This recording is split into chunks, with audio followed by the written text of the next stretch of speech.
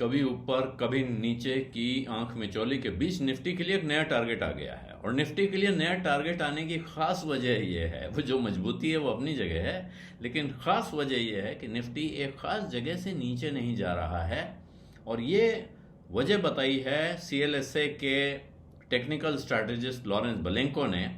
उनका कहना है कि ये जो निफ्टी लगातार 24,000 और 24,300 के जोन में अटक जाता है, इस जगह पे वो रिपीटेड डिफेंस दिखा रहा है, यानी कि यहाँ पे वो मजबूती दिखा देता है बार बार। ये बाजार के लिए एक बुलिश बेस तैयार हो गया है। इस बात को पुख्ता करते हैं, पक्का करते हैं कि यहाँ से नीचे अब बाजार जाने के आसार नहीं रह गए हैं। और इसीलिए वो यहाँ से अब नया टारगेट ले आए हैं। उनका कहना है कि अभी उनका जो निफ्टी का ऑल टाइम हाई है 26,277.35 सितंबर 2024 में ये हुआ था, वहां से अब बेंचमार्क के पार जाने के पूरे आसार दिखाई दे रहे हैं। वहां से वो नई ऊंचाई दिखा सकता है। और वो ऊंचाई क्या दिखा रहे हैं? वो कह रहे हैं निफ्टी 50 दिसंबर तक, 2025 के दिसंबर, इसी साल दिसंबर यानी अगले 2-3 महीनों में, या फिर अर्ली 2026 की शुरुआत में 26,300 पार कर सकता है। और इसका कारण क्या बता रहे हैं? एक, अमेरिकी डॉलर में कमजोरी आना, और दूसरा दुनिया भर के बाजारों की इक्विटी मार्केट्स में मेल्टअप, जहां इसका मतलब है कि भारत कंपैरेटिवली, जिसको बार बार वैल्यूएशंस में महंगा महंगा कहा जाता था, उनका कहना है कि इस वक्त फिर कंपैरिजन में भारत सस्ता दिखेगा। और दुनिया भर के बाजार जब मेल्टअप होंगे तो यहाँ संभावनाएं ज़्यादा दिखती हैं, इसलिए फिर पैसा विदेशों से यहाँ आ सकता है। उन्होंने एक इंटरव्यू में कहा है कि ये 24,000 से 24,300 को बार बार जिस तरह से निफ्टी डिफेंड करता है, उसकी वजह से एक बुलिश बेस बिल्कुल रिट्रेट हो रहा है। और अच्छी बात यह है कि 24,000 को वो बिल्कुल रेस्पेक्ट करता है। ये टेक्निकल की भाषा है कि इस लेवल को रेस्पेक्ट किया जा रहा है, यानी कि इससे नीचे नहीं जाता है। और इसीलिए फरवरी से अप्रैल के बीच में जो बेस बना था वो अपनी जगह पे है, जहां से अब नया अपसाइड टारगेट 26,300 का उनको बिल्कुल वाजिब और संभव नजर आ रहा है। ये टारगेट आपका अभी तक का जो करंट ऑल टाइम हाई है 26,277, उसको पार कर जाएगा। साथ में वो ये कह रहे हैं कि इस बार रैली को लीड करने का काम ऑटोमोबाइल और मेटल स्टॉक्स कर सकते हैं, जबकि बैंकिंग सेक्टर में जिस तरह से मजबूती आ रही है, स्थिरता आ रही है, वो इसके आगे और बड़ी तेजी के लिए जमीन तैयार करके दे सकता है। ऑटो के अंदर उनका कहना है जो बड़ा कैचअप ट्रेड होगा वो है बजाज ऑटो, यानी कि जिसमें जो गुंजाइश थी लाभ कमाने की पुरानी, पिछले समय उसने तेजी नहीं दिखाई, अब वो तेजी दिखा सकता है। वो भारत के इक्विटी मार्केट पे कुल मिला के स्ट्रक्चरली बुलिश हैं, जहां वो लॉन्ग टर्म टारगेट 37,000 से 40,000, ध्यान दीजिए, निफ्टी पर 37 से 40,000 का टारगेट 2029-30 तक वो दे रहे हैं। और उनका कहना है कि जो आंकड़े हैं वो निफ्टी में अंडरलाइंग स्ट्रेंथ दिखा रहे हैं, यानी कि उसके अंदर निहित मजबूती है। निफ्टी 50 ने करीब 1% पिछले महीने भर में बढ़त दिखाई है, और इस साल में अगर देखें तो 5.6%, 5.74% की तेजी आई है। और मई के मध्य से अगर देखें, जहां से वो उसने 24,000 के ऊपर, 24,400 के ऊपर की अपनी एक नई यात्रा शुरू की है, वहां से फिर इंडेक्स 24,300 के ऊपर कंसिस्टेंटली रहा है। हर बार वो इस जगह जाके वहां से वापस लौटता है। अगर गिर रहा होता है 24,300 से, वो एक रिबाउंड मार देता है।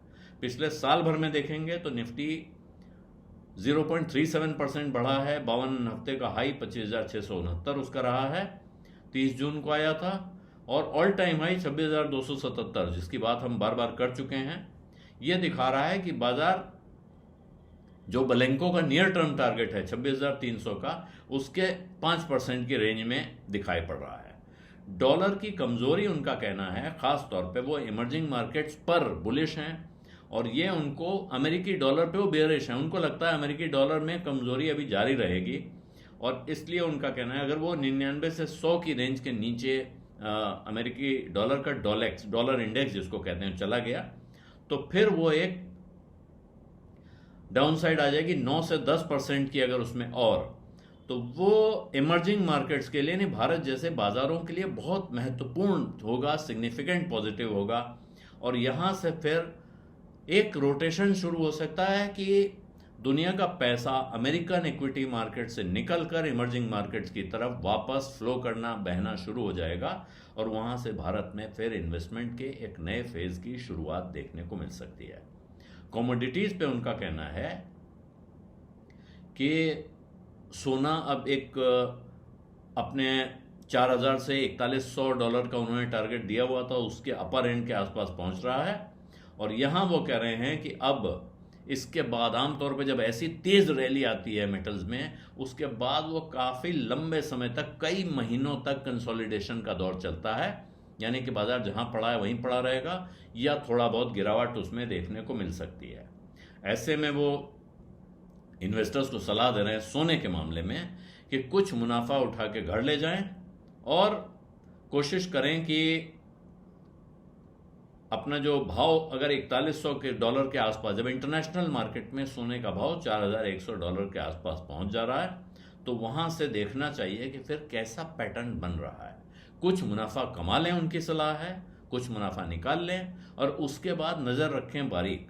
अगर वहां से उनको $50 के आसपास का एक रेजिस्टेंस दिख रहा है, चांदी में, माफ कीजिएगा, चांदी में वो कह रहे हैं कि अब एक रेजिस्टेंस नजर आ रहा है, और क्रूड में उनको लगता है कि अब काफी समय तक वो रेंज बाउंड रहेगा, नीचे की तरफ $58 से $60 के बीच में, और ऊपर की तरफ $70 से $71 के बीच में।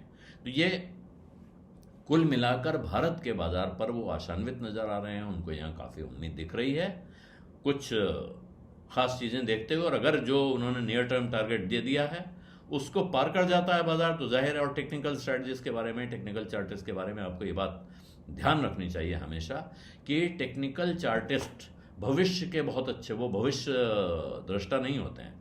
वो मौजूदा ट्रेंड्स को देखकर, पिछले ट्रेंड्स को देखकर एक निष्कर्ष निकालते हैं।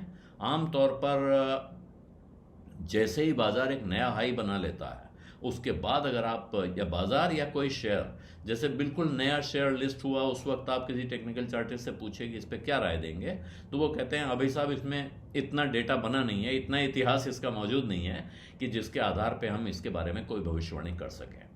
इसी तरह जब बाजार या कोई शेयर बिल्कुल नया हाई बना लेता है, ऊपर पहुंच जाता है, तो उसको वो कहते हैं अनचार्टेड टेरिटरी, यानी कि अब ये एक ऐसी जगह पहुंच गया है जिसके लिए हमें पीछे कोई इतिहास नहीं है, कोई पुराने पैटर्न देख के हम इसके भविष्य का अनुमान नहीं लगा सकते हैं। इसलिए वहां जाकर टेक्निकल चार्टिस्ट कह सकते हैं, ये उनकी सीमा है कि जिस जगह पे जाके लोग फिर टेक्निकल के भरोसे नहीं रहते हैं।